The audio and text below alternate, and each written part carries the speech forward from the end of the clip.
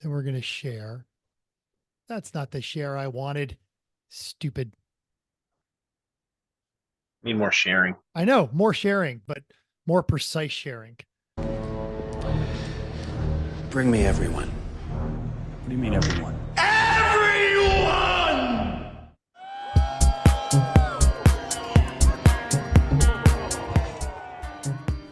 Welcome to Everyone Racers, a show designed for the world of low-dollar racing and oddball car culture. It doesn't matter what kind of limit champ or lucky track dog league you run, SCCA or NASA, we don't discriminate. As long as you drive it hard and built it yourself. Join us each week for tech discussions, tips and tricks, as well as news and notes from the world of amateur endurance racing. And whether it's on the spot, hella sweet, or we're lucky enough, and Chrissy gives us just the tip, we're sure you'll giggle a little and learn even less. Everyone report to the paddock. There is still no Chris, and there is still no Chrissy, but there is a Tim. Get up, Tim, get out of here. I'm Dazzle. I'm Dazzle. And I just wanted to say hello. If you're going to come to a Lemons race soon, we're going to hang out. It's so much fun. Dazzle, get out of here. To be clear, talking to Dazzle is optional. You just have to not screw up. That is true. That is true. More on that to come. I'm mental. And we are Everyone Racers, and welcome to another Pontiac episode of our podcast. It is episode 347. The Pontiac 347 was a variation of their overhead valve 90-degree V8s available in 1957. The 347 was first offered with Tri-Power, which is 3 two-barrel carburetors. I'm sure they were very easy to tune, with sequential linkage replacing the previous dual quad setup, and was good for 290 ponies with 375 foot-pounds of torques. Pretty solid. It is. Yeah. And yes, it's not, it was the old way measured at the crank, blah, blah, blah. It doesn't matter, man. 1957. That's a lot of oomph. That's many torques. Yes. But many ugga-duggas. Yes. Well, mental virtues. Yes. What are you working on? Recovery. In the brief seconds before we started recovering, we both are recording. We were both talking about starting to feel human again. If you guys don't know, we are both back from the 24-hour event, not in France, but in Colorado. So we were there on that one. I drove back. You didn't sleep, I know, for the entirety. And in fact, all of you, Sajeev and Tom stayed up all night, judging all night. That was really impressive. Sajeev took a nap for a while. He went down. He was hurting. Okay. Tom stayed up through the night with me. Took a little crash around, I think it was like 6:30 or 7 in the morning. That's pretty awesome. Yeah, it was a good crew. It was a good crew. All right. More on that in a minute. So I'm recovering from that. I drove as far as I could. And then, cause I had the RV with me and, just racked out someplace in Utah, at a truck stop there. But one of my gas stops Sunday on the way home, I gas up, I get everything go, I get something to munch on. I shut the door to the RV and watch my window just slowly drop all the way down. No motor, no nothing, just slides all the way down. I am not about to make the remaining 8 hours of that drive with the window down in the RV. So I go inside, buy some tools, take the door apart, and the little cables that go to the motor have, for reasons I do not know, disconnected themselves. So like any good Lemons Wrangler with a deep Southern heritage, I had to take the door panel off to force the glass back up and then duct tape it in place all the way around and then drive the rest of the way home. So my RV is now rejankifying itself despite my best efforts. This is going to be a battle of janky wills. And in first world problems, with the weather patterns this year, it has been brutally hot, and it has been hotter normally sooner than it normally gets. And we have been fighting yellow algae in our pool. So now we are moving to a new treatment, which is keeping me out of it for 2 days. Then as soon as we're done here, I got to go vacuum it, and then we got to pull our filters out and hose all those out and try it again. So, just, oh, my pool is so hard to maintain. I get it. Yeah, I know. But there's still work that's going into it. It sounds gross. Oh, I can't imagine what the pools at the casino must be like. Those things are enormous. Well, they also they've got like super pumps, and they keep everything nice and cold. And, there's so much chlorine, you go underwater and your eyes get instantly red. And we try to maintain a good, proper balance that, will not bake your eyeballs or bleach out your bathing suit. There's two of us, and, tend not to pee in it nearly as much as you would get from drunken frat boys at a The Hard Vegas Rock. casino pool. Yeah, exactly. I have to say, when you were telling the story about your window and taking the door card off, and my head immediately went to, oh, did he prop the window up with the window squeegee from the thing? Like, I thought for sure you would have stolen the window squeegee out of the thing and shoved it up there. That would have been better. Yeah, absolutely. Yeah, duct tape wins. I try not to steal those things because I need them so much. Every time, like running around here, I never clean my windows, but every time I drive to Sonoma, Thunderhill, Button Willow, High Plains Raceway, anytime I come out of the valley, whatever I'm driving gets covered in bugs. Oh yeah, for sure. For sure. How about you? What are you working on? Like I said, I'm finally caught back up on sleep. So it was, I'll get into the details, but the quick summary was I was up for 46 hours and slept maybe 4 during that 46 hours. And that was on airplanes. So not really good. Not really good sleep. Yeah. I wasn't quite that hardcore. I drove all night to get to the track and then stayed up all day, but I did rack out that night. I racked out Friday night. And then I think I grabbed like a 2-hour nap Sunday morning, like about 9 or 10. Much needed. Yeah, much needed. Well, sadly, I when I got home, it took a while to catch up on sleep because my dog had poopy butt. So she was waking me up every 2.5 hours at the door in the middle of the night to go outside. So that was really awesome. I am convinced that if anyone could like make the alarm clock for dog people, the sound of every dog has that one very specific, you've got about 30 seconds bark, kind of, sound, to let you know that you're going to be cleaning something up if you're not up in a couple of seconds, or the sound of a cat hacking up a hairball. Mm-hmm. You could or dog starting to vomit. Yes, because they always build up to it. Instantly your eyeballs are like this big. You're like, where's the dog? Where's the dog? Yeah, because you don't want to take that first step in the dark because it's out there somewhere. Yep, for sure. But then I've also been helping my brother-in-law. He's got a camp up here in Maine that he's getting ready to sell. So we've been doing the things that were on his to-do list that he never got to, like de-jankify the giant staircase down to the camp. So it doesn't go like this when you walk on it, like a rope bridge. the Indiana Jones bridge where they trap him at the end of it was so sketchy. There is one, he's got a camera there, and he's got one camera. His couple, they park in the driveway and they look down the stairs and they talk for a couple of minutes and they don't even go down to look at the house. They just get back in their cars and leave.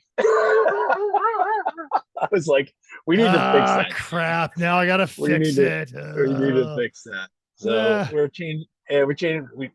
It's like I said, it's a true camp. So like incinerator toilet and like all of the things. So they pull water from the lake. So we're getting all of that stuff dialed in and ready for sale. So that's been fun, but it was 94 degrees today. And, it's not a Vegas 94. It's a New England 94. Yeah. Miserable, sweaty, slice you off a piece of air.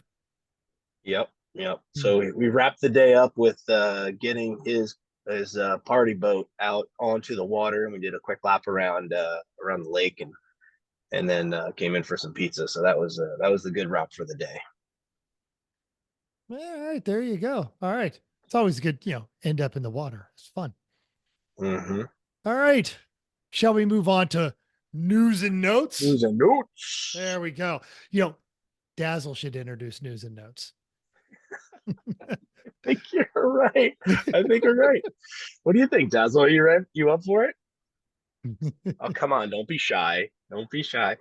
Yeah, I'm up for it. News and notes.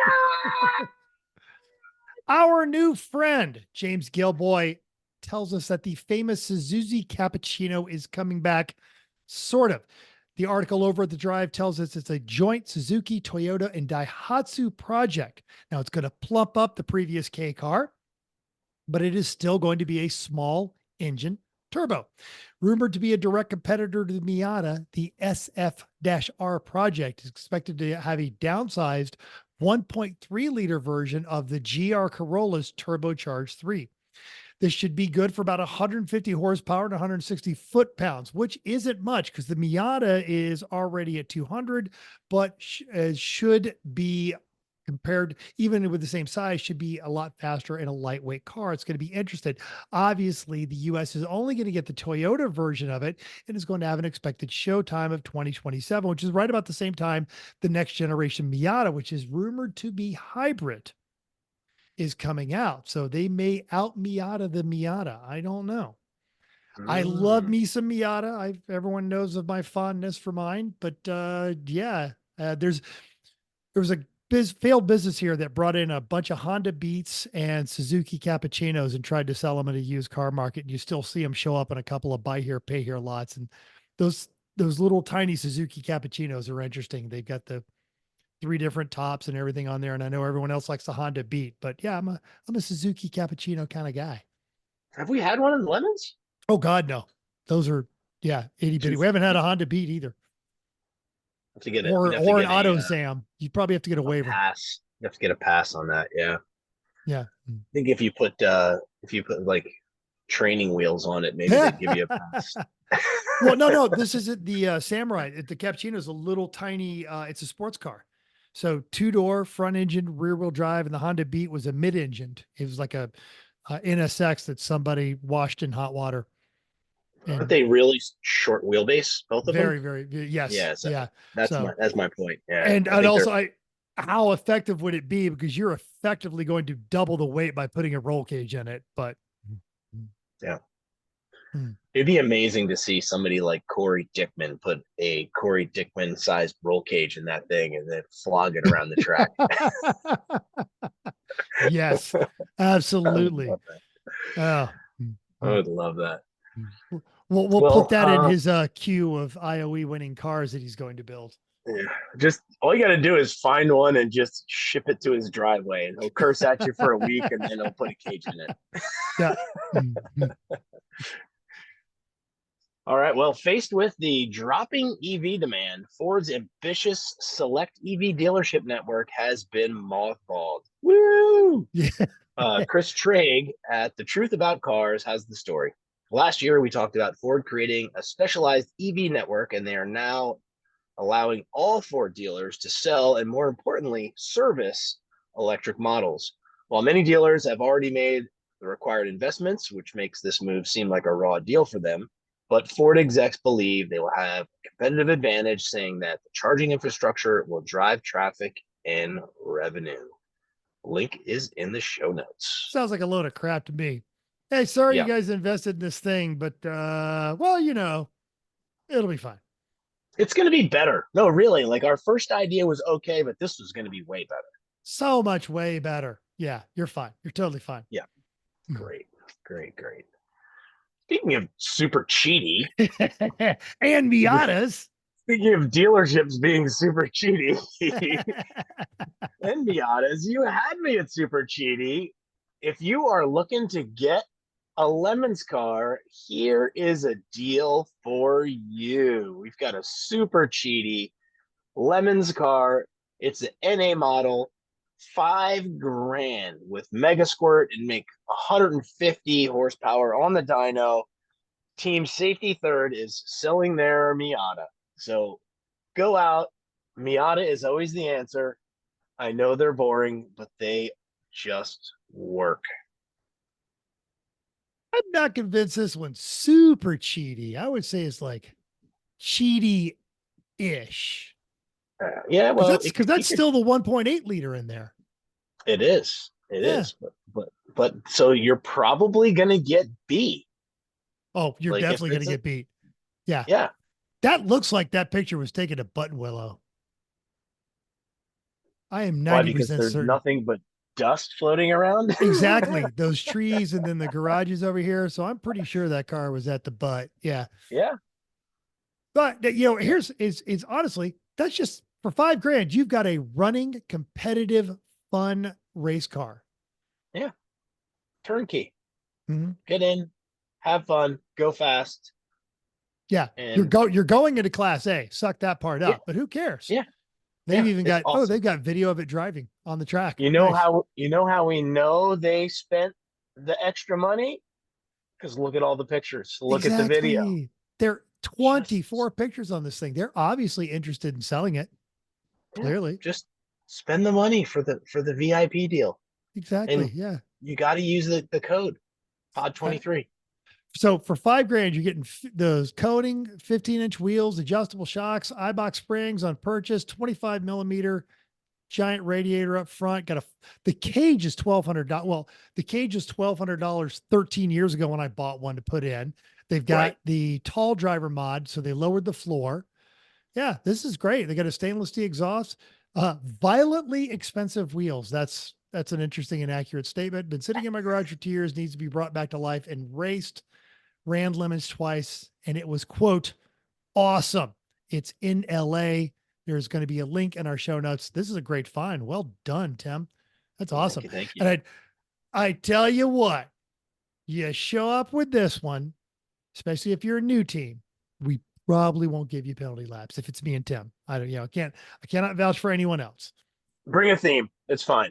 You do need to bring a theme. If you're going to bring Bring a something theme. like that, don't go weak sauce on any of that. Yep. All right.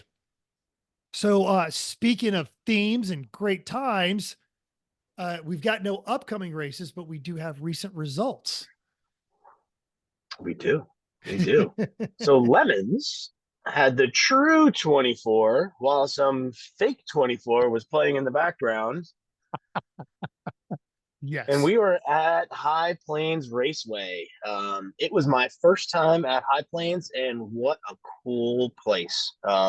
Glenn, the owner, was Right. awesome, or Yes. manager, maybe owner manager, I'm not sure, but he was great. His staff was fantastic.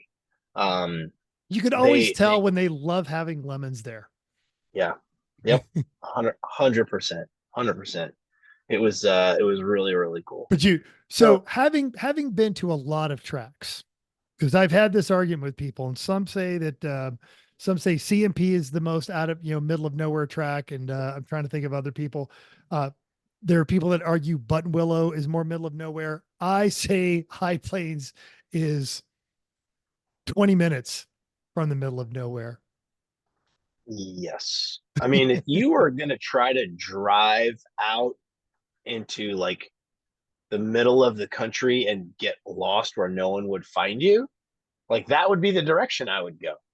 You just go out 70 and then you go out this country bumpkin road, turn left at a shady motel and just keep going and see what happens. And then all of a sudden you see this racetrack and what it's right next to the road too, which was trippy. So when I was sitting in the judging area, which is you've got main straight, hot pit, little pavilion where the judges are, and on the other side of the main straight you've got the second straight as you come out of turn 3, and right next to that is the highway. So I was standing there when I first got there. And when he says highway, he means 2-lane numbered state road. Yeah, numbered state road, speed limit of 900. So I'm there and I'm watching, I'm looking around and get my bearings. I'd just gotten there, and And I see a race car go by this way. I see a race car go by that way. And then I see a camper go by. And I was like, what is going on? I didn't realize that the road was right there because it's so close. I mean, it's almost the same distance as that far straightaway. So it kept tripping me out. I look up and a big Winnebago go by. It's like, well, I got to get used to this. That's very strange. And if you're not expecting it when you're racing and you see headlights on the wrong side of you, yeah, it'll fiddle with you, especially when it's been a really long day. Yep. Well, the results we've got in the I don't care category are Class A winners. So fast in their boring BMW 1996 318 from Meade, Colorado. The B winners were the Fruit Loops, also in a boring BMW, but a pretty good theme, so we'll give them a little bit of credit for that. We did have to yell at them for speeding in the paddock. Don't speed in the paddock. Seriously. From Castle Rock, Colorado. Our C winners in a 91 Subaru Legacy that was just but terrible from Colorado Springs, the Giant A-holes. Those guys were great. We didn't see them much in penalty. They just went round and round, and they were absolutely awesome. If I'm not mistaken, that's a right-hand drive one because it's the postal contractor version. I believe you are correct. Yes. I believe you are correct. Yeah, I think I've seen that one. It's got 8 gajillion miles on it. Yeah. It's, I mean, janky is a compliment. Good team. Great team, though. Yeah, great team.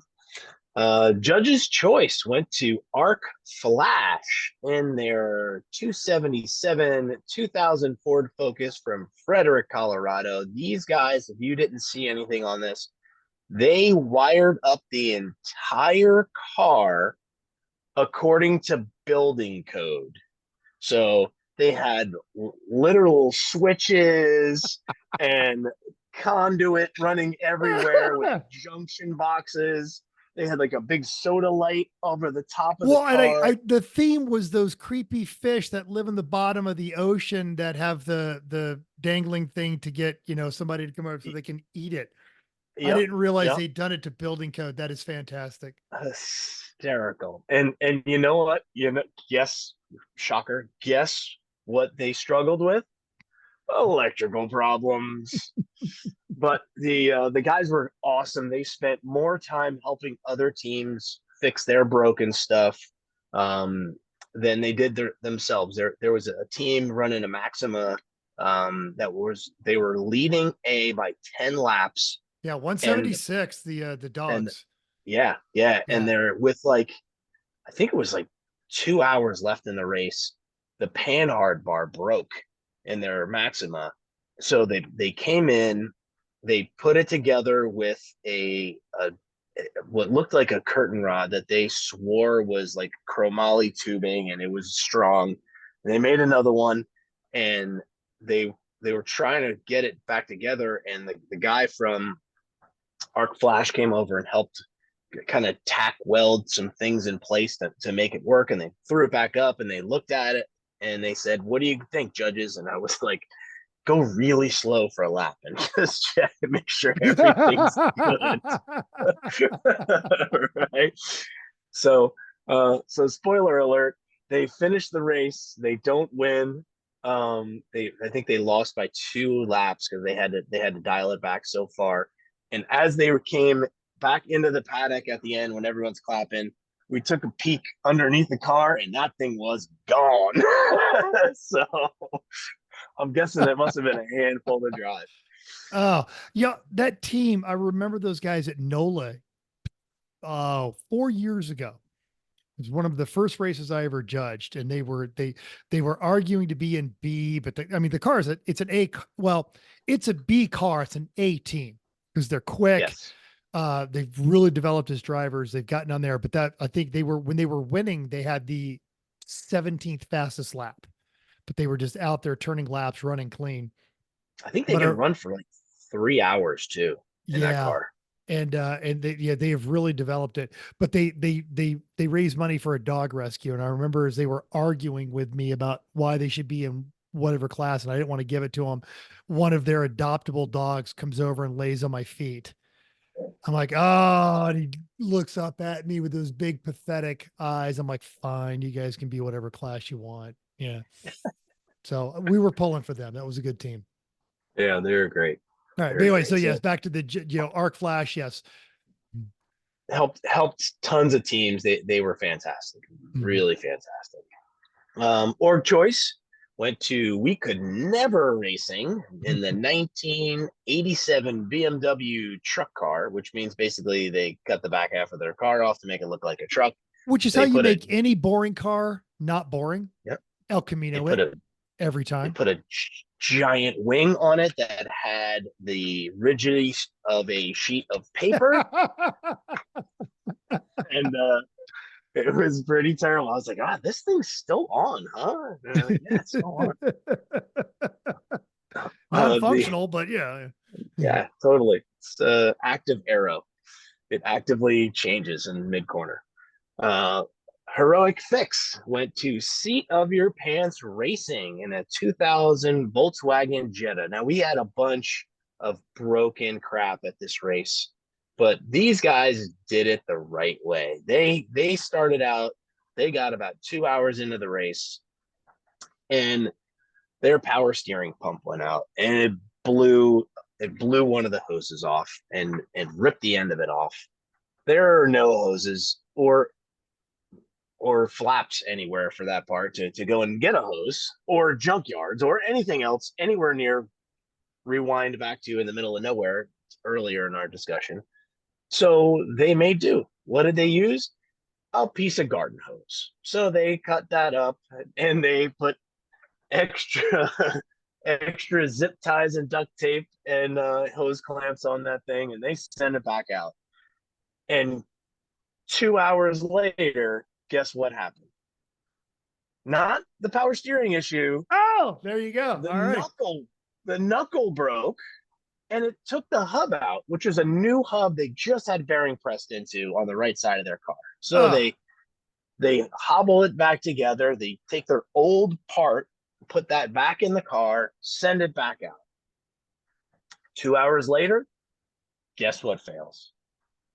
The left knuckle and the left hub. Oh, brutal. That garden hose was hanging in there, baby. It was hanging in there. So they take, once again, their old part and they put it back on and they send it back out. Like 4 hours later, guess what fails? Engine. The front axle. It falls out of the God. car. So they got that back together. They fixed all of their junk. They took checkers. We didn't see them in penalty at all. They were great. Heroic Fix. Well done. Very poorly done. That is awesome. I give that one a well done. Yes, legit. Okay. Yeah. The I Got Screwed went to Dad Bod Car Mod in their 2007 Toyota Yaris. I saw that one come in on the flatbed on practice day with some serious front end damage. Yep. They had some issues. They had some issues with the front end. They got it back together. It was mostly cosmetic, thank goodness, because that's a tight package. But they checkmated themselves pretty good.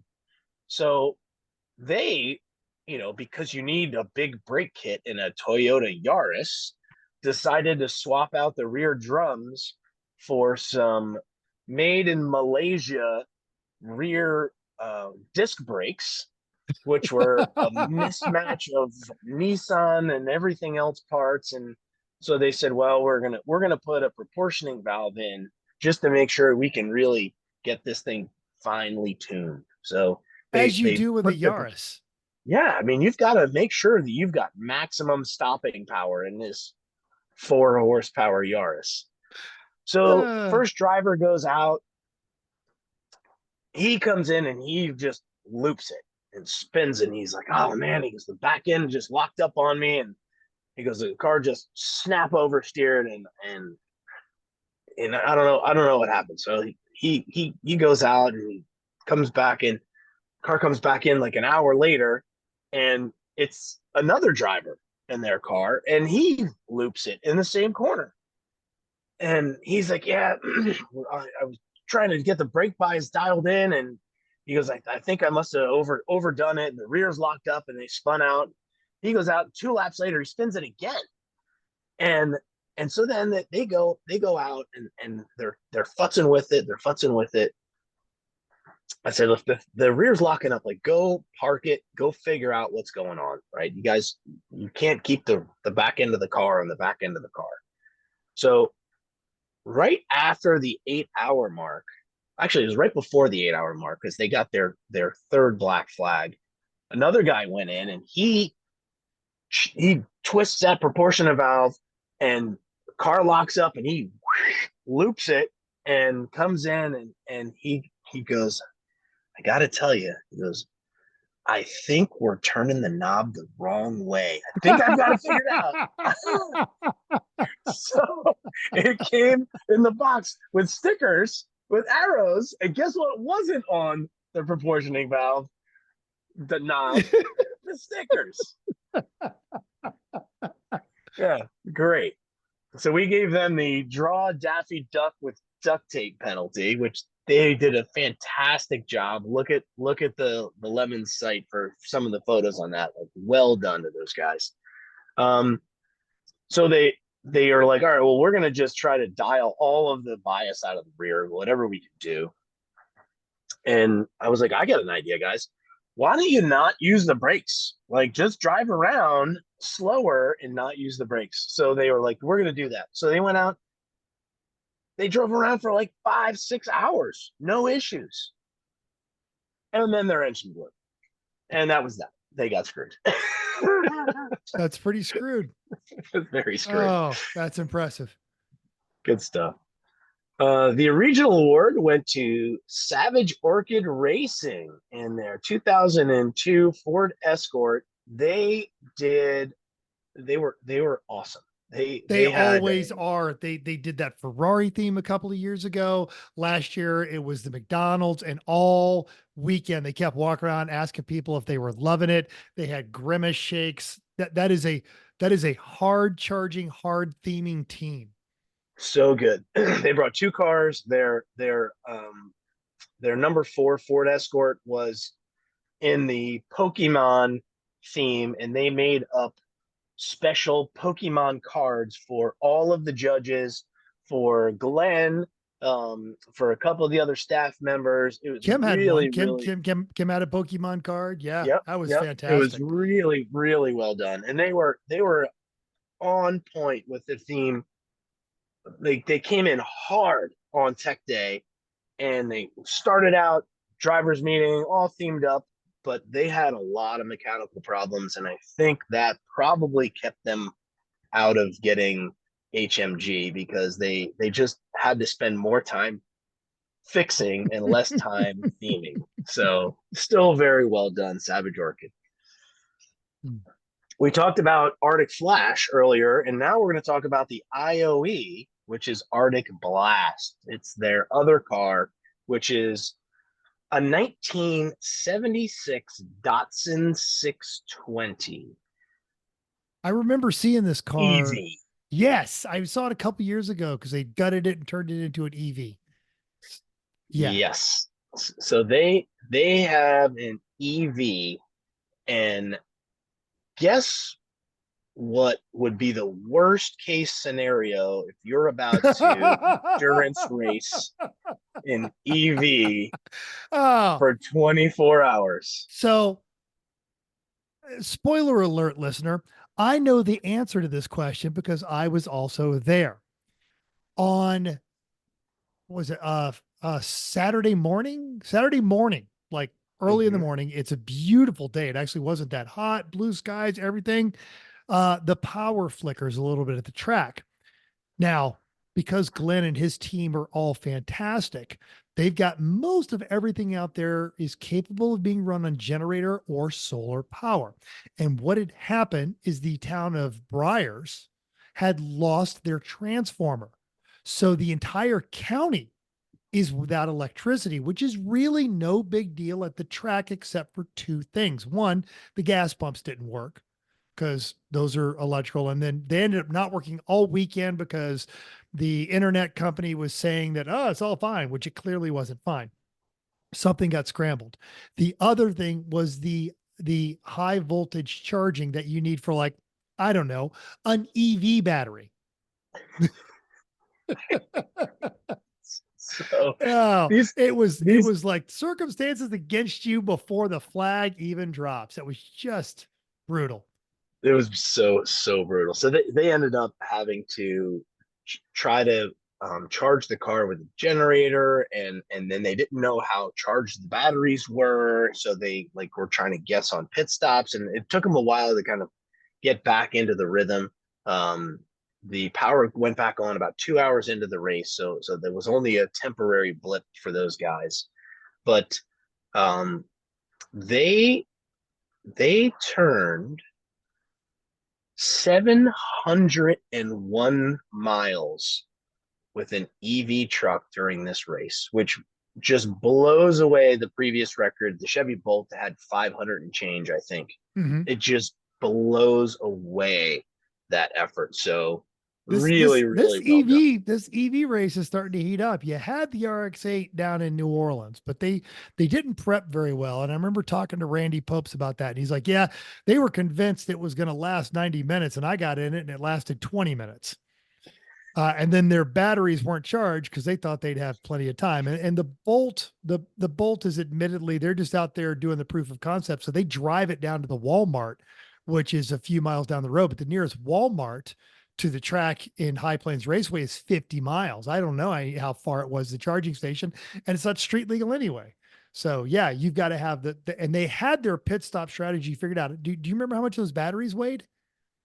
I don't know. They had a giant cart Yes. that was hydraulic, that would lift up and slide the new battery in. Like they weren't manhandling it. They were using leverage and all sorts of extra things to get it in and out. And they had I think it was their first pit stop during the race. I walk over and I wanted to see how they were doing it because there's special rules for them. We have an area coned off just for the EV. They have to be hooked up to a vehicle, an emergency vehicle, in case the thing catches on fire. And we all know how EV batteries go. If they catch on fire, they would immediately just drag them away and dump them off into the middle of the woods. And so I was watching this, and one of the bolts that hold down the battery pack was not coming out, and they are cranking on this thing and they finally got it out, but it was a struggle for them. So something happened, it got stripped or it went in cross-threaded, and they were struggling with that. So it took them a while to do a battery swap. It took them a while, but hats off to those guys. Very, very well done. 701 miles. Awesome. I remember seeing them on track, and they did a great job. It just, they were predictable. They stayed out of the way. Yeah, they were better than some of the faster cars about staying out of the way. And I thought this was really cool. Did Pagel ask, or did you guys suggest, or conglomeration? But Pagel presented that IOE, which he said in the presentation he had never presented an IOE. Yeah. But his nerd was all tingly on that one. Yeah, he asked Tom Webb if he was like, I know these guys, and I helped work through some details with him. I'd really love to do that. So he was all geeked up about doing it, which was cool. That is cool. That is awesome. All right. We had a special award, which was a trophy that a team gave to us, which was very cool. Metal Lemons logo with a bent coil spring welded to it, and we gave it to a team that they were just really nice guys, but they just did so much wiener stepping. Like, I'll put it this way. They got their first black flag in the first 20 minutes of the race, and they got their fourth black flag. This was after their third black flag, where it's like a 30-minute penalty. They got their fourth black flag 2 hours and 7 minutes after the green flag dropped, which has to be a record. You've only got 21 hours and 53 minutes left. You'll be fine. It's fine, but they were great. We had them do multiple penalties. They were the KVWN Ron Burgundy San Diego news team, and so we had them do a rehearsal of a recital of one of the scenes from that, and then one of the guys spun out and then drove around the track with his number on the board for many laps, and actually he didn't spin out. He passed under yellow, and then he drove around with his number on the board for many laps.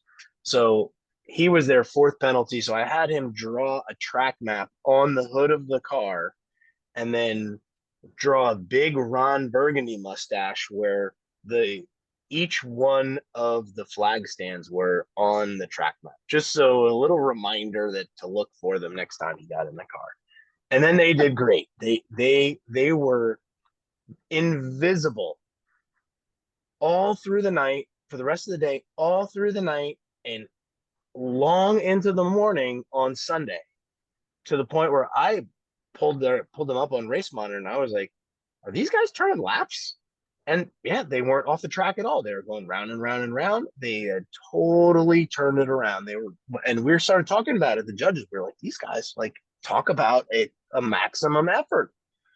And just when we thought they were going to just escape by with an hour left, somebody looped it and came into the penalty box. And Dazzle had to have a chat with him about how disappointed we all were.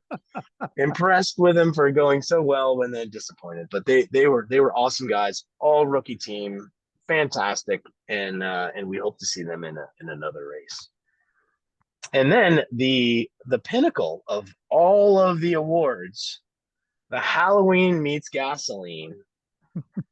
It goes to the 1985 Chevrolet Corvette. Technically a Pontiac Grand Canadian, but yes. And from Salty Thunder Racing, they leaned into the Daft Punk theme. It was awesome. I mean, all of the sequence and the glittery helmets and the glow in the dark sign and the music, the boombox with the lights and we're up all night to get janky, and like it was so good. We got a video from Love's gas station where they're fueling up. One guy's standing in the bed of the truck, helmet, sequence. Another guy's pumping gas into the truck, fully still in theme. And I was like, how did nobody call the police on these guys? Like, remember, it's Colorado. It was one of the first states to legalize weed. Nowhere in Colorado. Yeah, like wow. But really, really well done. And one of my favorite parts was we had a team that was speeding in the paddock in the dark. So we had the two Daft Punk guys with their boombox bop along, dance down the paddock at 5 miles an hour, and had them follow them all the way back out to the track so they could understand what not speeding in the paddock felt like. So thank you for that, Salty Thunder Racing. Very, very well done. That was and we'll talk more about that in a minute, but that's a theme that he'd been wanting to do for a while. Neil Losi was on that parade of like, you're speeding in the dark. They said they kind of knew they were getting through to him when they looked behind him and the driver in that speeding car's head was kind of bobbing to the music. So yeah, sometimes you need to hit him with a really big hammer. There you go. All right. Now, not nearly as awesome, but still pretty cool. Champ Car had the Joliet Grand Prix at Autobahn Country Club on Saturday. TR Motorsports and a boring 93 BMW won by 6 laps, and they would win Sunday by 7 laps. That was their Class A. B was there's no Z in Miata, 1 lap on Saturday, 8 laps on Sunday. C on Saturday was Two Brothers Racing in an '08 350Z by a lap. And on Sunday, that became Premium Dudes and another boring BMW. And that was by 2 laps. Well, then Lucky Dog had their 7th annual Ron Cortez Memorial Race at Sonoma Raceway. Class Yeah. A on Saturday was U-Boot Renin Works by 1:12. B was Jam Motorsports by 6 laps. And C was Warhammer by 7 laps. Now on Sunday, Finally Racing took A by 26 seconds. That must have been a good race. Their Lucky Dog B was Triple Four Racing by 6 laps, and C was Formula None by 2 laps. And of course, we have to throw some F's in chat for our buddy Corey, who was up there with Ranwood Parked and the GMW, but his engine ventilated on Saturday on that event. They finished 73rd, and of course, they were listed under the did not start on Sundays. Womp, womp. Womp, womp. They would have finished lower than that too, but they had a red flag and Ron was in the car and he parked on the timing loop and got like 12 extra laps while they were so Well done. Nice. good on you.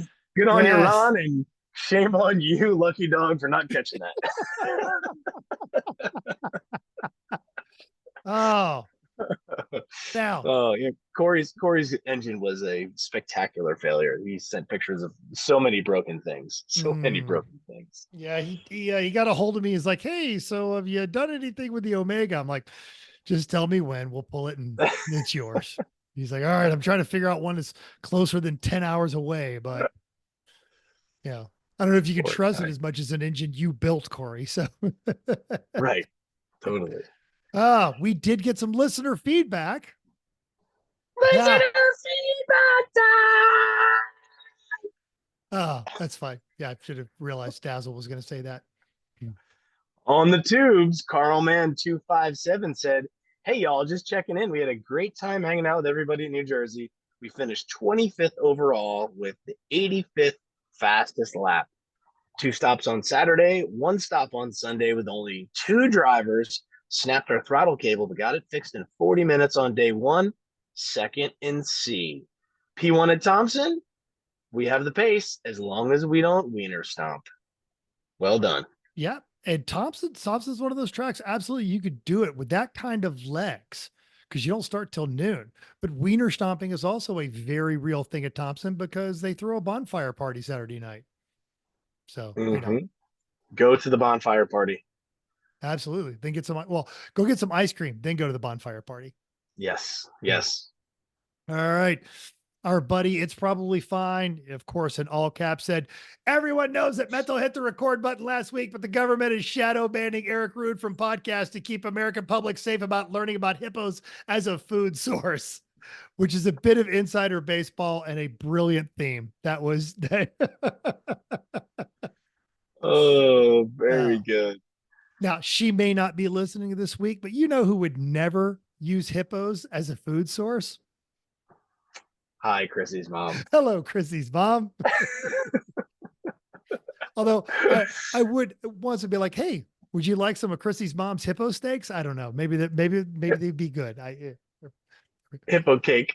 Hippo cake, yes. If it's hippo steaks, it'd have to be you. You'd have to be the one making hippo steaks for everybody.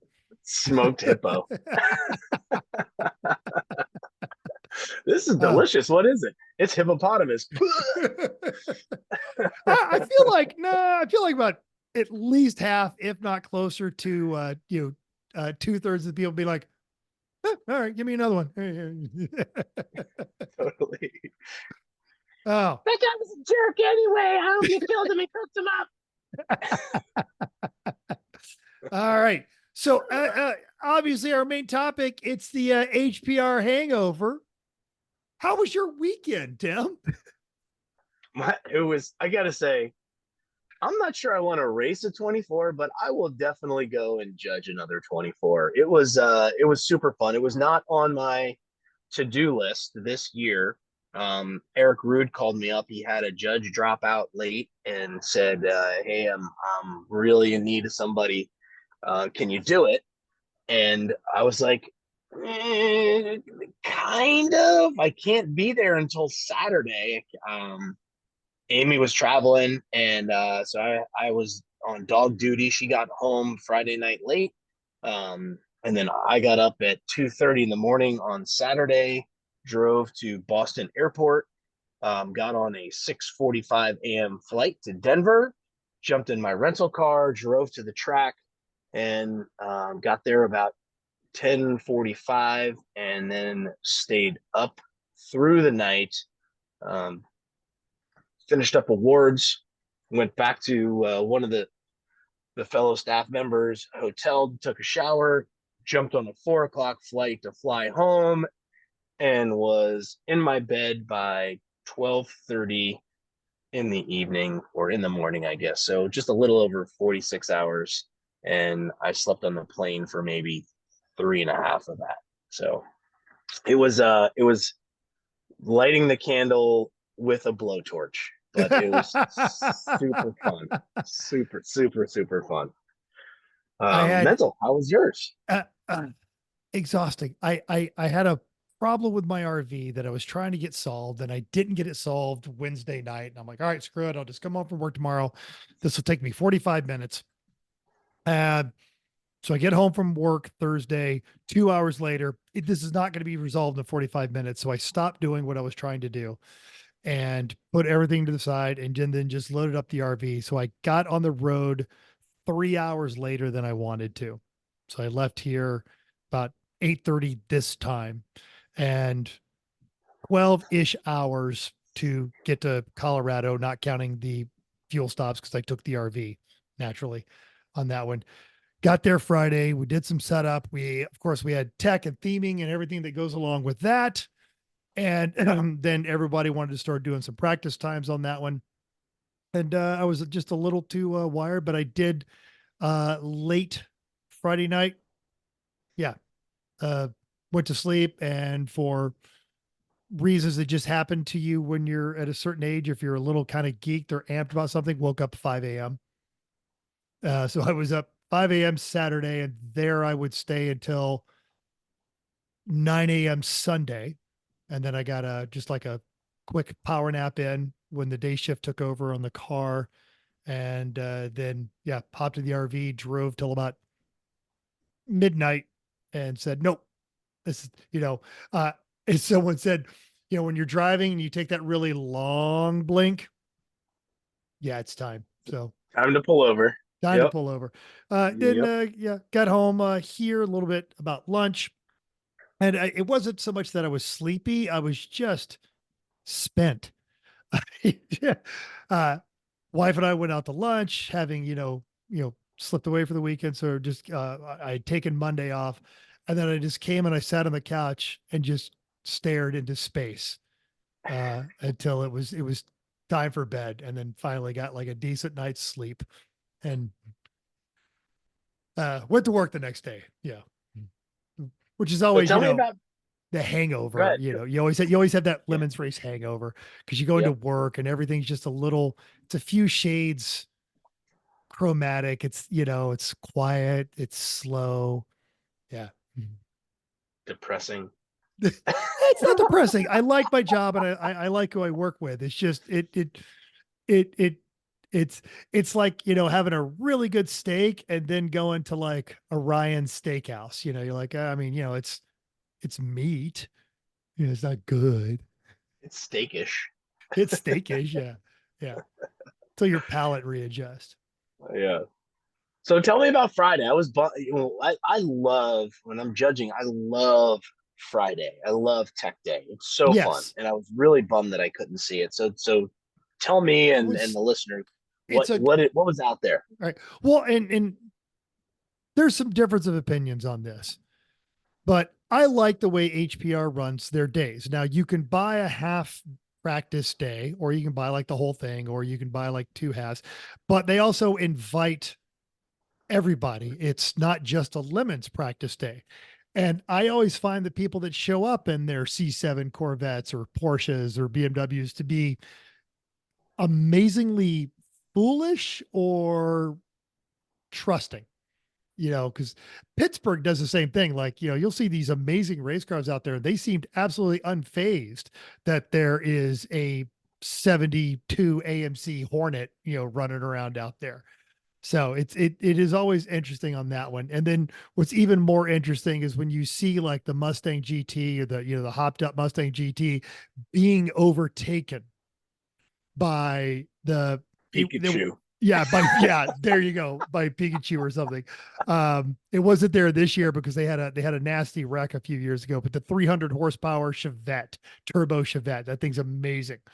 So, but Colorado, and especially at a 24-hour event, and you saw this from the other side, there was no shortage of good themes. And this is before everyone's tired and exhausted or having a wrench on their cars. So they are fresh, they are aggressive, and the line was backed all the way up past the covered garages because people were ready to show off their themes. Of course, you had Savage Orchid. They never bring it weak.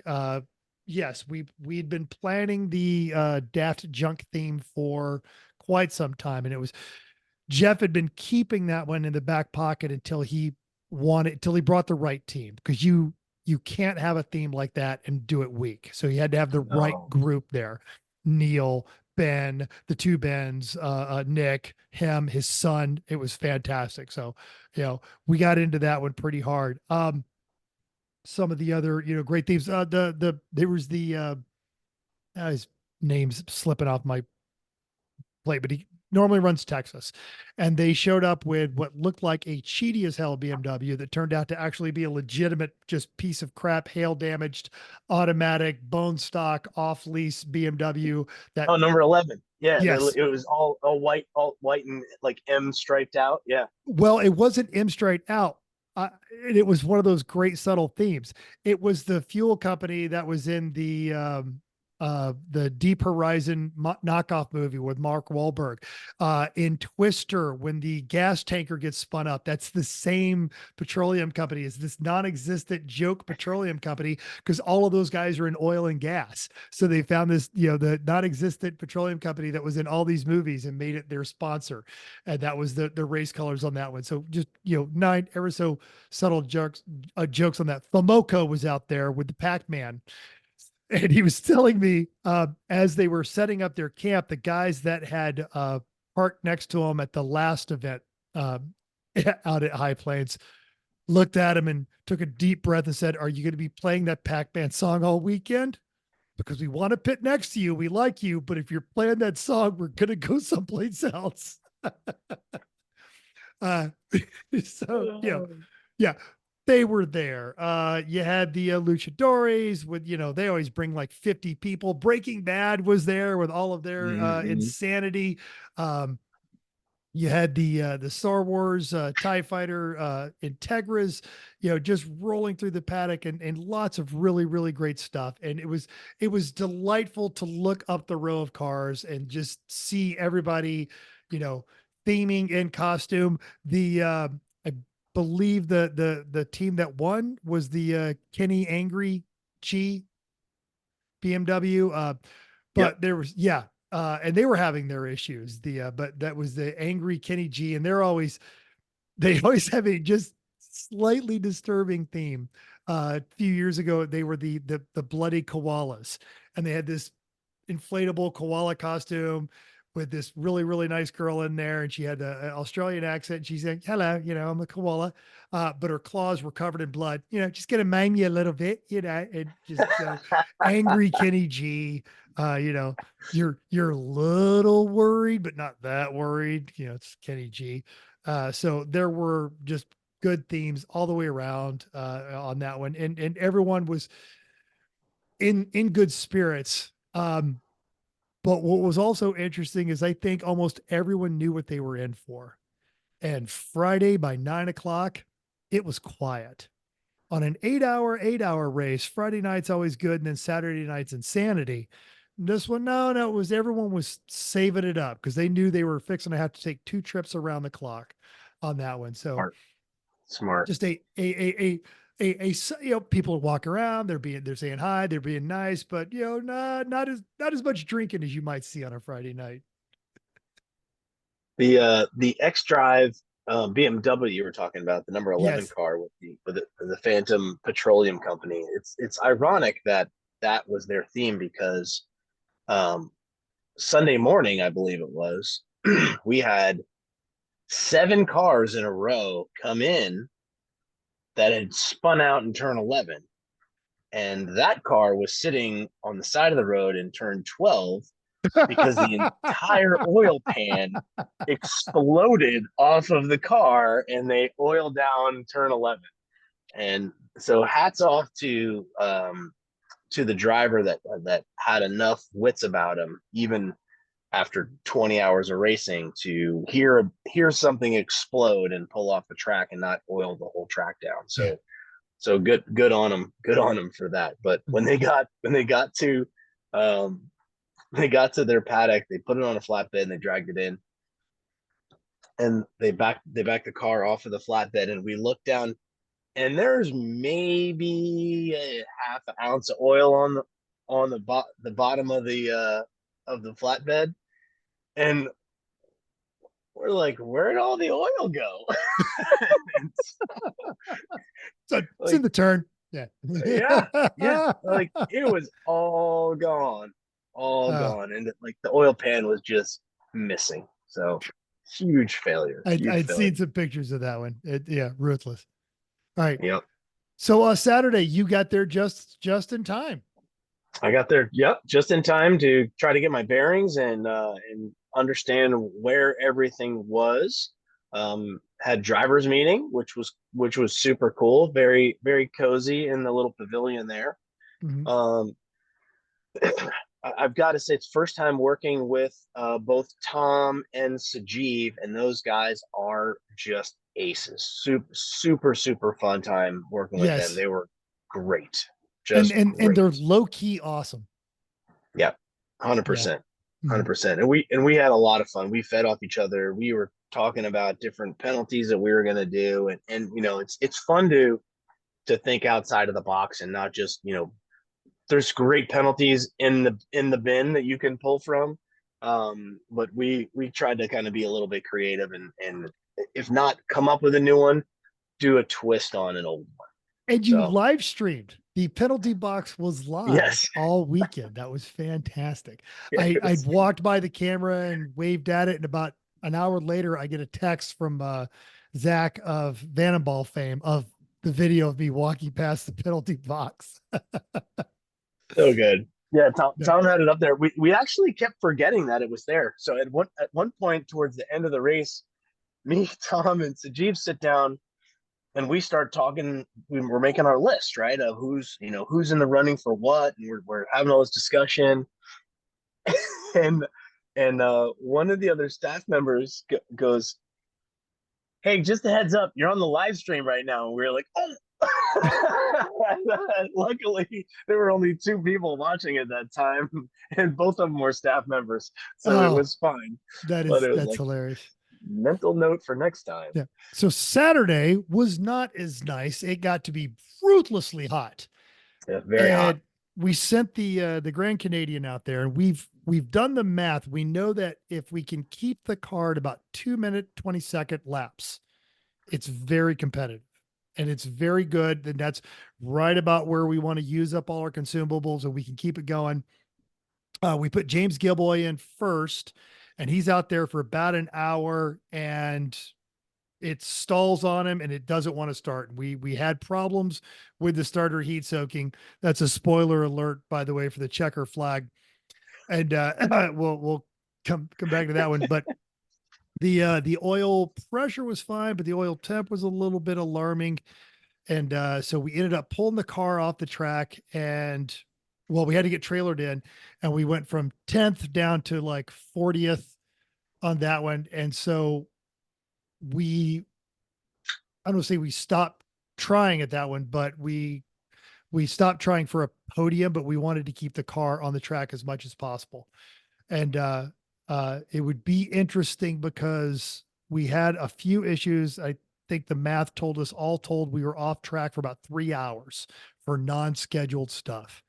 And we had dropped all the way into the 50s out of 70 something cars.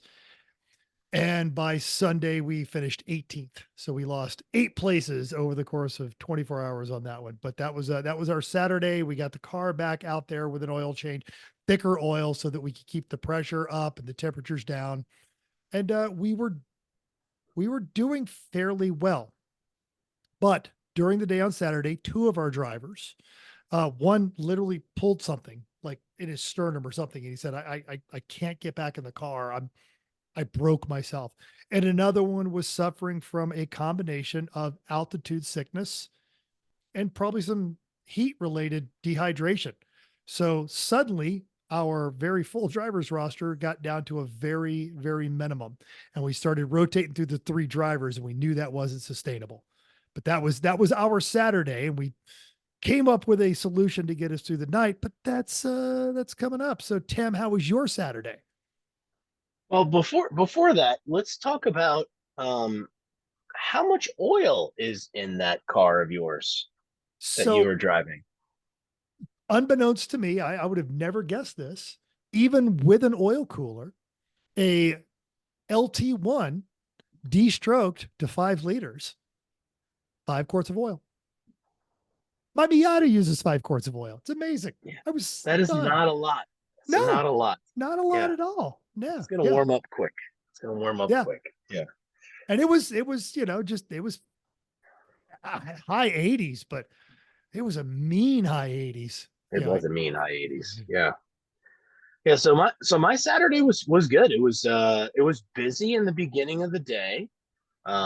We had a lot of folks run through penalty. It was never backed up though. We had a nice constant flow of people coming in, and Dazzle made his appearance, and I've got to say, it's amazing what you can get away with when you talk through the filter of a hand puppet.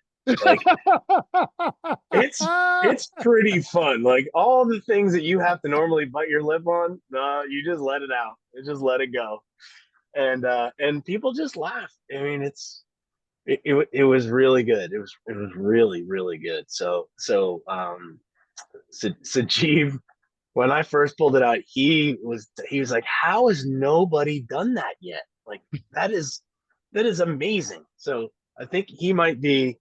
I might be talking out of school here, but I think he might be hiring somebody to make him a very special hand puppet for the future.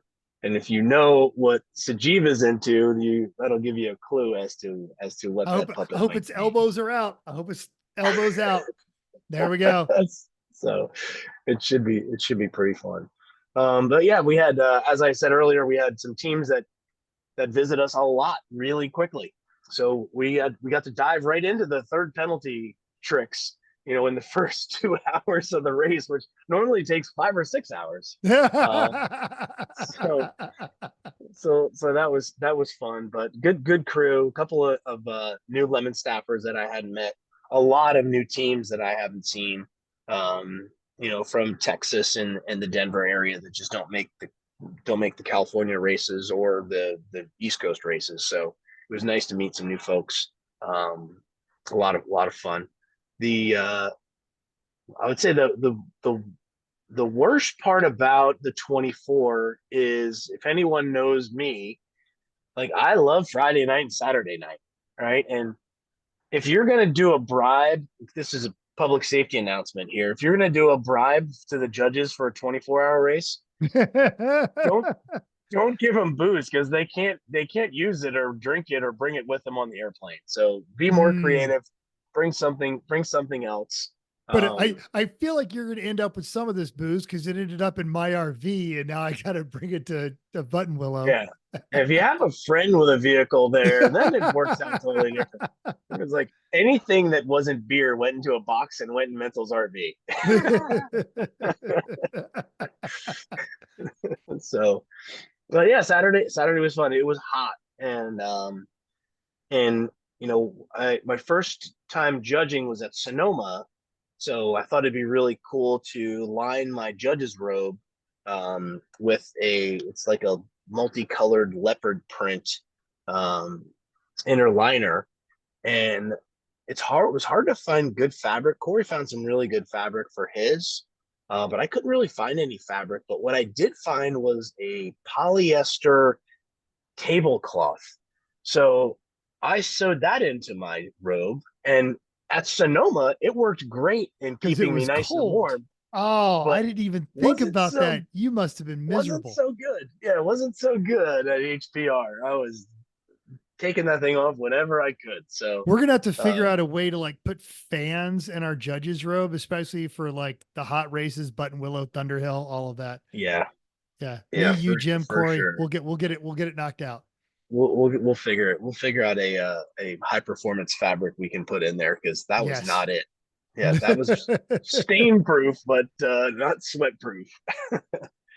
So that was Saturday. It was super fun. Got a bunch of people through there, and then we started to get into nighttime, and that's when everyone was like, from you'll be really busy from like 10 to 1.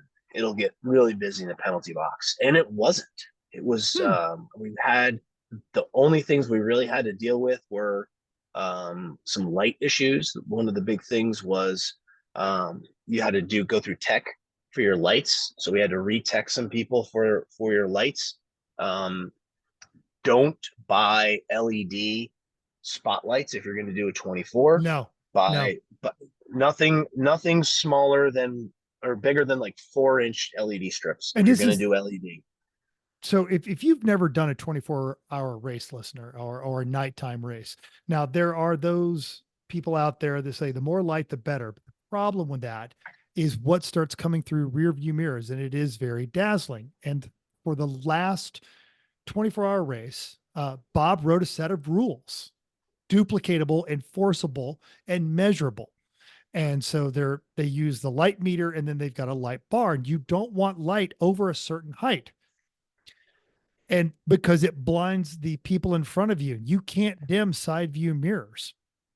So if you are considering a 24-hour race and you're already investing in 37 LED bars, no. Your stock headlights, believe it or not, your stock headlights are very good. And if you're worried about that, get a pair of very small, low, cross phased apex lights. But you don't need all that. You don't need to illuminate 40 yards down there.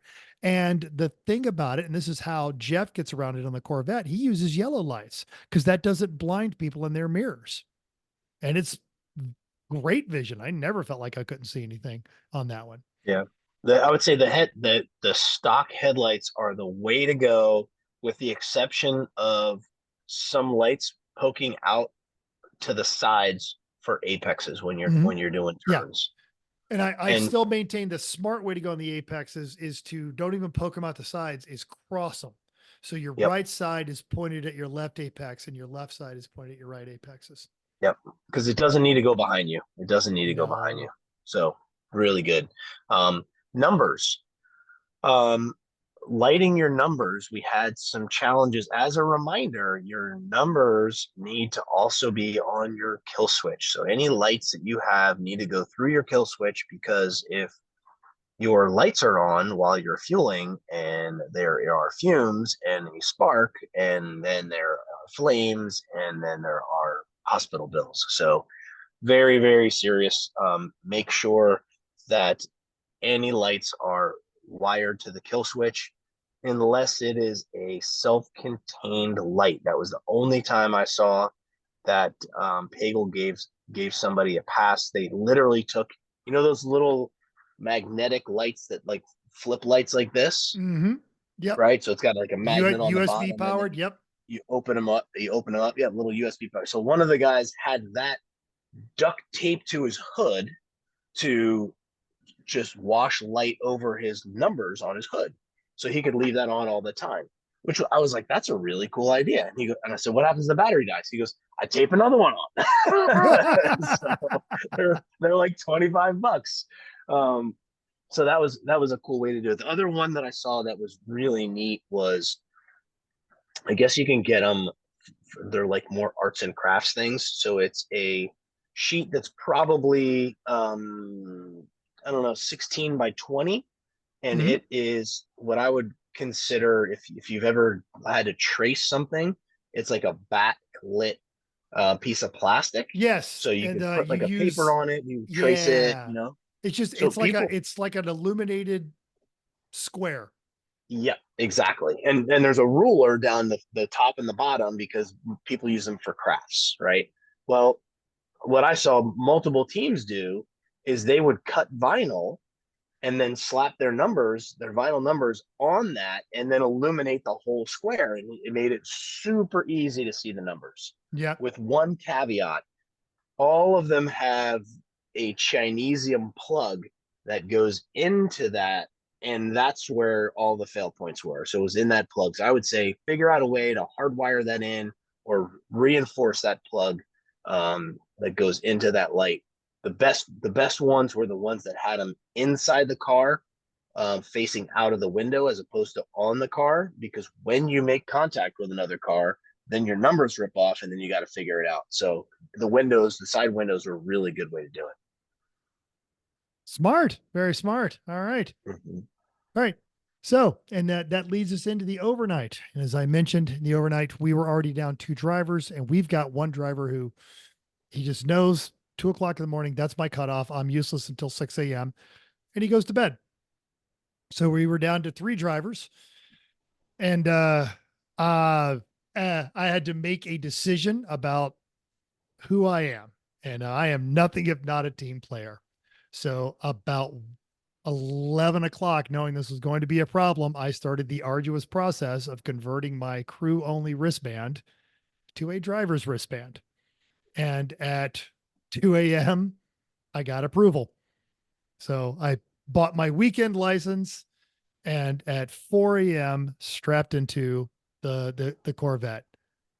And I don't remember the last time I was so scared getting into a car. You know, I'm I just want to in hear. my, I've been dying to hear this story. I haven't heard this story yet. you know, and I fought it. I didn't want to do it, but I knew we were going to end up chewing up our night drivers, and then we were going to be in a worse situation in the morning. And you know, we had Neil, we had Ben, we had Nick, and they're all fast, they're all safe, and they're all good. But I had to keep them because I mean, this is 4 a.m. We still got 8 more hours of racing. Where our fuel stops are about 90 minutes before we start to fuel starve. So we're having to hack through this. So special thanks to Rich. There is a process for this, and it has to go through several managers, and it's easy to do in a regular race. But on a 24-hour race, like everything else, it requires a little bit more finagling. But so I got the 3 managers to sign off on it. I paid the money, and Rich handed me a yellow wristband. And who was working the tippy tap, because he was the one that did my gear tech. Yeah, because I had to get my helmet inspected, and I pulled my helmet kit out to give to another one of the drivers. So I had to get a helmet kit and throw it in there, and I strapped in at 4 o'clock in the morning. And if you've been keeping up with this one, I've had a challenging season where I wrecked one car twice at Barber, and then wrecked another car at Mid Ohio. Not my fault, but looking back on it, I could have avoided it. And then, you know, yay, the highlight video. If you haven't seen the highlight video from Pit Race, they've got my accident in the highlight reel. Which I had not seen. So I got a hold of John, and he actually sent me a copy of the entire video. So I am having some hardcore PTSD. It's 4 a.m. I haven't seen this track in a year, and I haven't driven this car in a year. All through my head, just don't wreck the car. Just don't wreck the car. Just don't wreck the car. Don't wreck the car. Don't wreck your friend's car. Don't wreck your friend's car again. Don't wreck another friend's car. Don't wreck another friend's car. And I'm coming through there, and I would calm myself down. I would settle in. I would have a nice lap. We were targeting 220s, and I could usually get it in there without traffic. There were some yellow flags. And then I would have a lap, and I would look down. They had a predictive timer, and I was hitting my marks right where I wanted to be. And I could do that for 2 laps, and the back of my brain would go, "You're missing something. You're missing something. Someone's sneaking up behind you. You're going to wreck the car. You're going to wreck the car." And I would break myself back out for a lap. And so it was it was literally a battle of in my head, you said you weren't even going to race and you can't even get that done right. You're still going to screw this up. So I'm just, yelling at myself, and myself is yelling back at me to, do what I needed to do. But I got the car. I did 90 minutes without incident. I kept the car on the track. I think I cut one person off, and I waved at him. I think they saw it coming. So on that one, but I got the car without incident. So now I'm still sticking to I don't want to get back into an endurance car until I have some answers. I'm waiting for some blood work and some things to come back and a plan of action on that one. But getting out of it, I feel a lot more positive.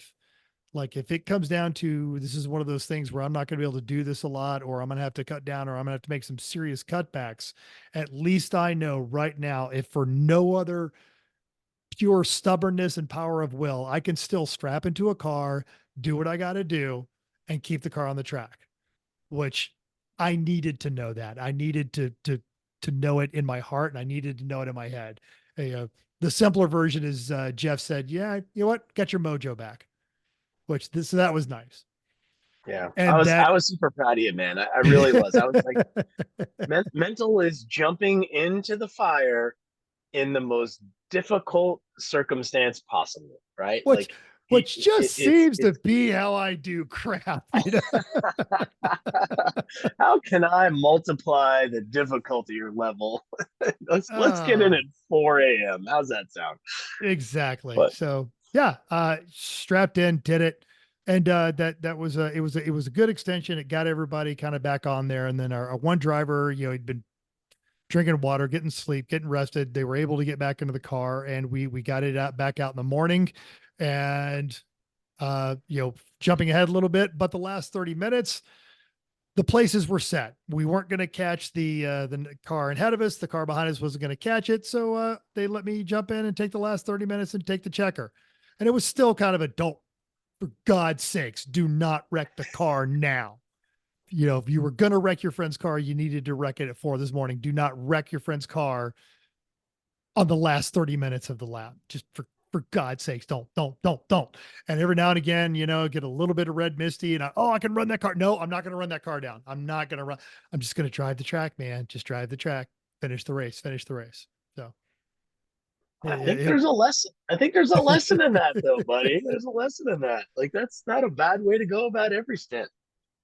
it is. It's one of the things. And I've already made some diet and lifestyle changes. I haven't drank for 2 weeks now. When I saw the neurologist, every condition they listed is exacerbated by alcohol. So, I remember thinking about this on the drive up there. What do I like better, drinking or racing? I'd rather be racing. Easy button. Yep, for sure. So For sure. we'll see how this goes. And when I got home Monday, wife and I went to one of our favorite places here in town, and we're having nachos. And man, I wanted a beer with those nachos, but I'm trying to stick with, even though I said I wasn't going to drive and I end up driving, I'm trying to stick with this until we figure out what's going on that one. So yes, so that was my Saturday night. You were yelling at people with your that one made, I believe it made one of the Lemon social medias, is Dazzle telling someone to turn their damn lights on and not die. Guy comes in, was once again another, the flag stand comes in, they can't see the numbers on car, blah blah blah. So they come in and I look, and the guy's got his headlights on and none of his numbers are on, and I said, I see he's got LEDs too. And I said, are all your lights on? And he goes, oh no. And he flips the switch in the car, and then the LEDs come on and all the numbers on the side of the car all come on. And then Dazzle came out and berated him. And he's like, you're driving around in the dark. Why are you driving around in the dark? Turn your damn lights on. So it was great. And if you look at the video and you look just at the driver, he's literally just chuckling to himself. And that was my favorite part about Dazzle, is you could just, people would just embrace how dumb this all is. And it's just right there in your face. So good. Yes. So, Yes, indeed. Yes, indeed. It was great.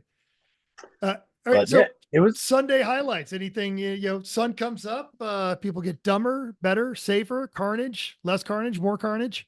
less carnage. It got really quiet. I would say I was um, in a spot probably at like 9 o'clock, 9:30 in the morning where there were just nobody coming into penalty. And I'm like, I'm starting to get tired in with it. Like, no one's gonna be here. I might just take a nap. Like, this is boring. So we started doing that. And of course then two cars come in with contact, and you had to talk to them and talk them through it. But I was impressed with how well all the teams and the drivers like just kept it together. Like, everyone was pretty lucid, and I didn't really have to pull anybody out of the car because I thought they were overtired or anything like that.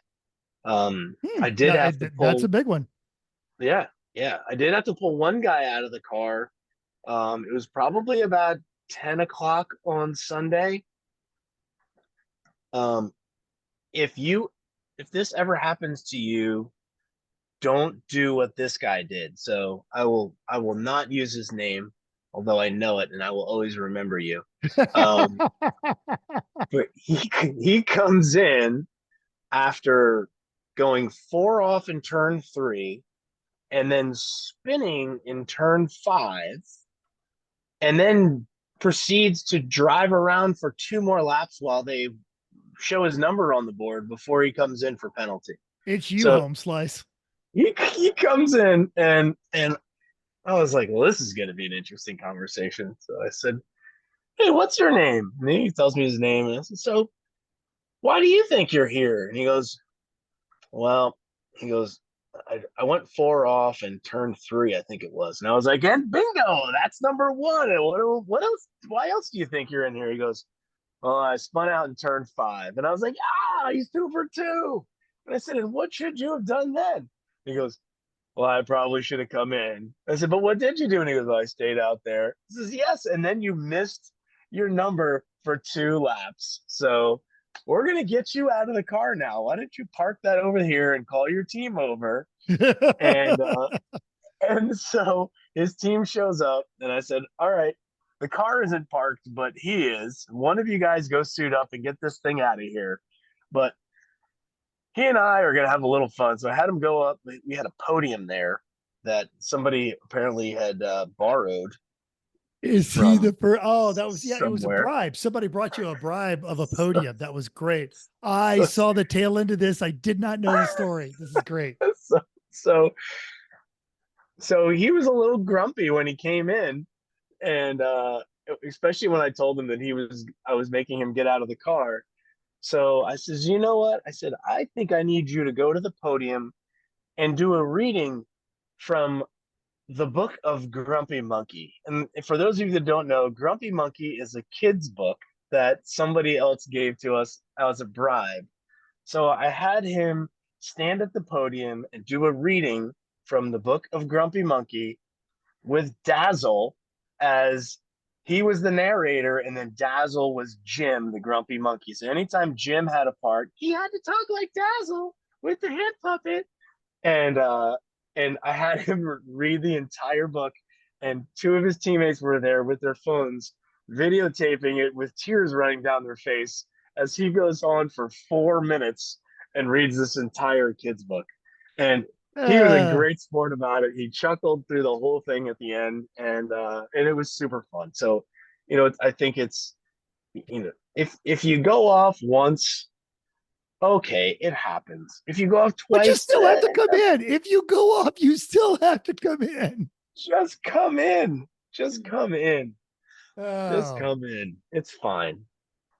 So All right. yeah, it's when you ignore it, that's when we start to have fun with you. So, But Sunday overall was pretty quiet from the judges' perspective. oh, good. So as mentioned, I'm in there for the last 30 minutes. I managed to once again not hit anybody, not wad up the car. This car has actually performed admirable. We found out we were running a 14 AFR. So we had gas fumes in the cockpit the entire time. It was getting terrible gas mileage and probably contributed to a couple of our drivers' illness. We found this out afterwards. We pulled the data on that one. So this, again, Jeff puts a lot of work. He loves his LT motors. He is one of the GM whisperers, and that's how he makes Fieros win. So his car has still got something left in it. And of course, everyone's exhausted, and it's always like, why do I do these? We're never doing one of these again. And on the drive home, everyone starts having the conversations about, what if we did this? Ooh, what if we made this theme? So that's how these races always end up. It's like a marathon, or you've done Ironman or any of those high, ultra marathoners. This is the dumbest thing I've ever done. So for the next one, we're going to do it like this. I was looking at the schedule. So the checker comes out. We all bring it in. I'm there. You slap hands with the judges as they come in, which I'm so happy. There was a period when they stopped doing that. I'm so happy to see that back. The judges all come out. And I think that reflects, it's a reflection of who they've got judging these days. You've got Tom and Sajeev and you and Eric and folks who take this seriously.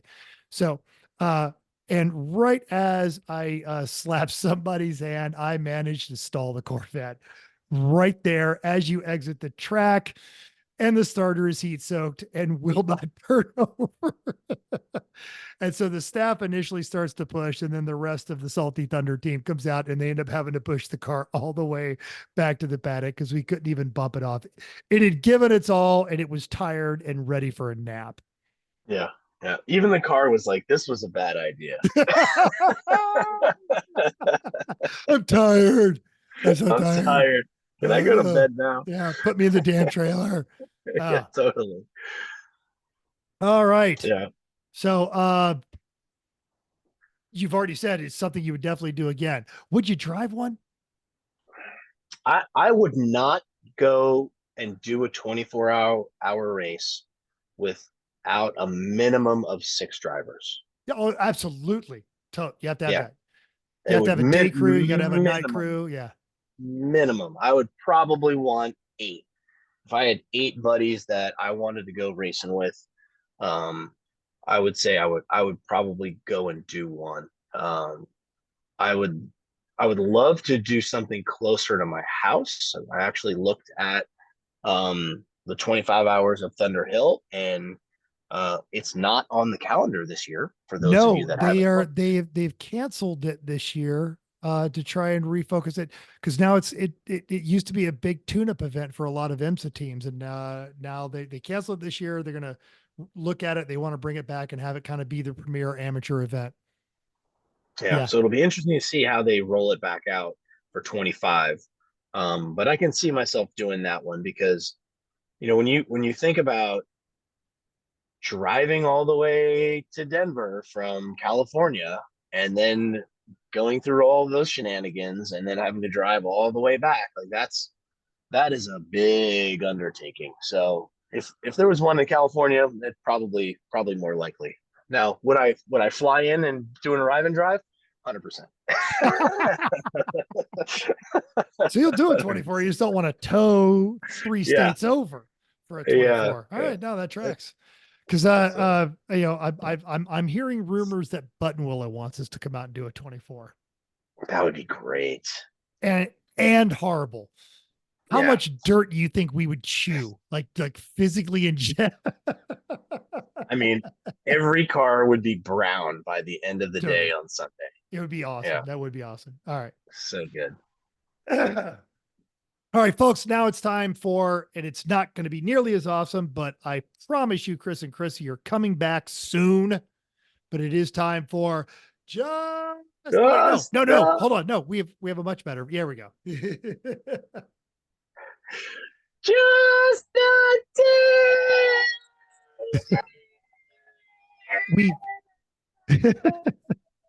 It's summertime. We've talked about dehydration. We've got another summer temp. And this was something that was brought up at the drivers meeting at High Plains Raceway. It is sunny. So let's talk about sun safety. Now, I've got the kind of complexion. I get away with being in the sun a lot, but we've both have friends who are, if they look at a picture of the sun, they are sunburned. And this is a real problem. I've had two friends actually get skin cancer. They're both fine, but it's a game you don't want to play. So think about this. And you want to limit your time in the sun, particularly between 10 a.m. and 2 p.m. And that's when the rays are the most intense.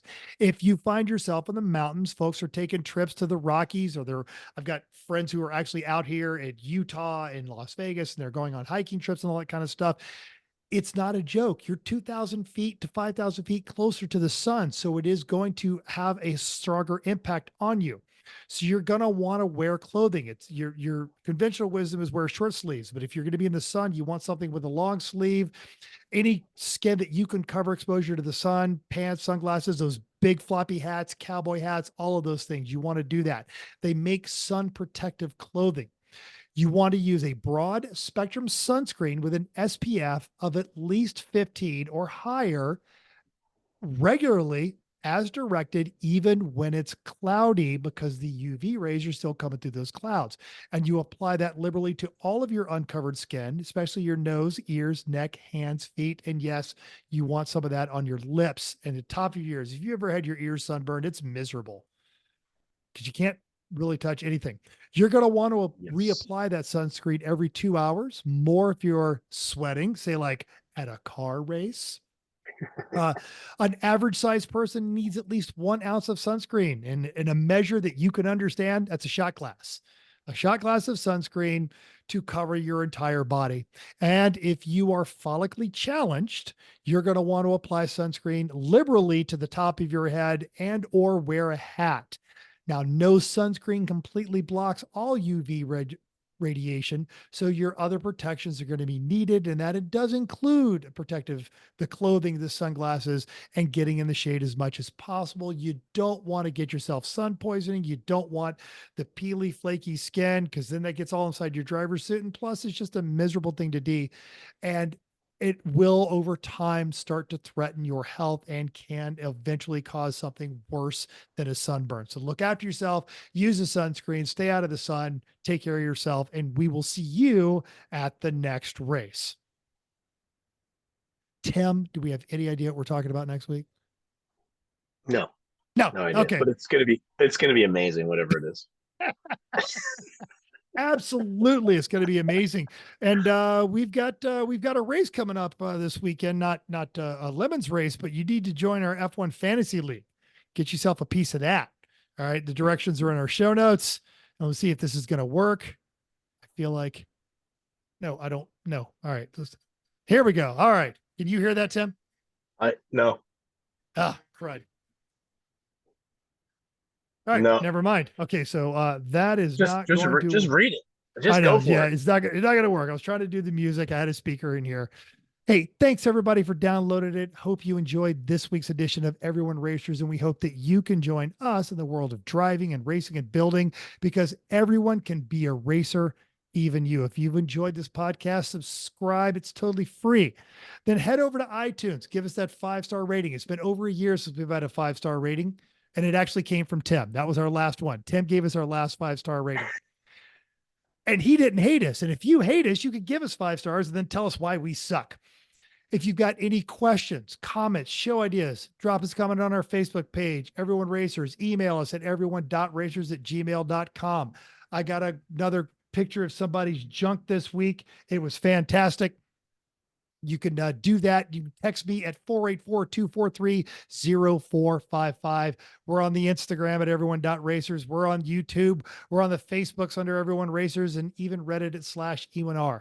So thank you for listening, and keep that shiny side up and turn your lights on, because nobody wants you driving around in the dark. Don't drive around in the dark. There and you make go. sure you keep your shiny side up, unless there is no shiny side, then keep the wheels down.